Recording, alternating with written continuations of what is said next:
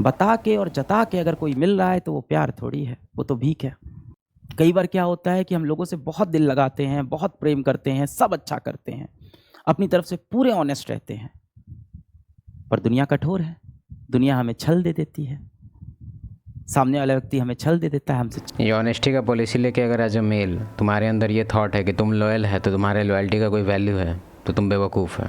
क्योंकि तुम कहीं से भी उठा के निकालो, कोई भी बुक निकालो, पुराना कोई भी फिलोसोफर का निकालो, मेल का जो लॉयल्टी है वो फीमेल के लिए, मतलब कहने का सेंस है कि वो मेटिंग स्ट्रेटजी में जो उसका लॉयल्टी है, बैटल स्ट्रेटजी में नहीं कि वो कैसे अपने ट्राइब के लिए लॉयल था कि नहीं, उसमें उसका लॉयल्टी बहुत मैटर करता था, ठीक है। लेकिन रहा बात मेटिंग स्ट्रेटजी को लेके, तो लॉयल्टी का शब्द वहाँ यूज ही नहीं होता था। कहने का मेरा ये मतलब है कि अगर कोई मेल है जिसकी मल्टीपल फीमेल है, तो कभी भी उसका कोर फैमिली को डिस्ट्रॉय बहुत कम परसेंटेज है। ऐसा नहीं है कि पूरी तरह से 0% है, 4-5% है, क्योंकि कुछ दिमाग के बेवकूफ़ लोग मेल भी होते हैं, ऐसा नहीं है कि नहीं होते, होते भी हैं, तो वो लोग का कुछ होता है प्रॉब्लम। लेकिन जनरली इन जनरल फीमेल का जो ये सब उल्टा पुल्टा नौटंकी चलता है, मतलब इधर उधर का मल्टीपल रिलेशन, वो फैमिली को डिस्ट्रॉय करने के कैपेबिलिटी में अगर उसको काउंट करेंगे तो 99% है उसका परसेंटेज, ठीक है। फैमिली डिस्ट्रॉय होना ही होना है।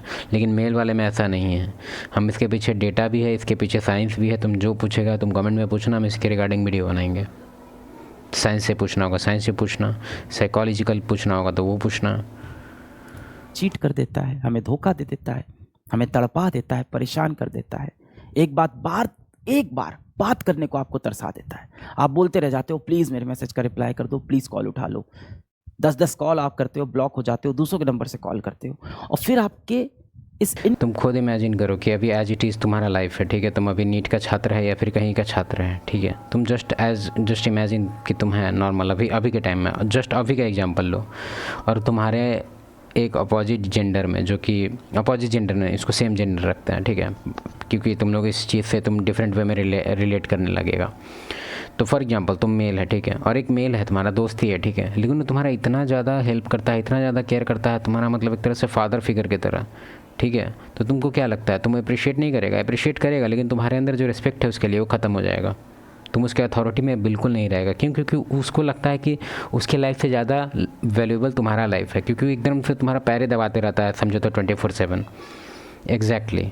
तो फीमेल के साथ भी सेम होता है। उसको एज इट इज़ उसका जो ब्यूटी वगैरह है उसको लेके कभी वर्क नहीं करना पड़ा, तो उसको कभी कोई वर्क करना ही नहीं पड़ा जिस चीज़ के लिए तुम उसको अवार्ड दे रहा है। तो कैसे उसको लगेगा कि तुम्हारे अंदर कोई वैल्यू है? हाँ, अगर वो कुछ तुम्हारे लिए कुछ अच्छा करती तब तुम उसको रिवॉर्ड देता है अटेंशन से और अप्रिशिएशन से, तब उसके अंदर सेंस बनता है कि हाँ भाई ये किए तो हमको ऐसे अवार्ड मिला।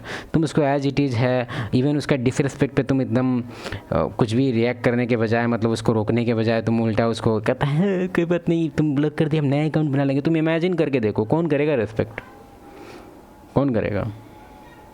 उसके बाद तुम कहता है कि वो ख़राब है। कोई फीमेल में हमको लगता है कि सब सिनेरियो में क्या ही बोले, 1-on-1 कोचिंग में 500-600 बंदा से हम मिल चुके हैं, मतलब ऑनलाइन, तो सबके मुझसे यही सुनते हैं उसका गलती है, हम उसके लिए सब कुछ किया यहीं। लेकिन हमको बहुत सारा बिहेवियर ये लोग में ही दिख जाता है, ऐसा बिहेवियर जो आगे भी अगर ये सेम अपना बिहेवियर चेंज नहीं किया तो सेम स्टोरी फिर आएगा, और ये फिर कहेगा कि हम कितना अनलकी है, हमको दोनों मिली है, दोनों वैसा ही। कभी अपने पे भी नज़र डाल।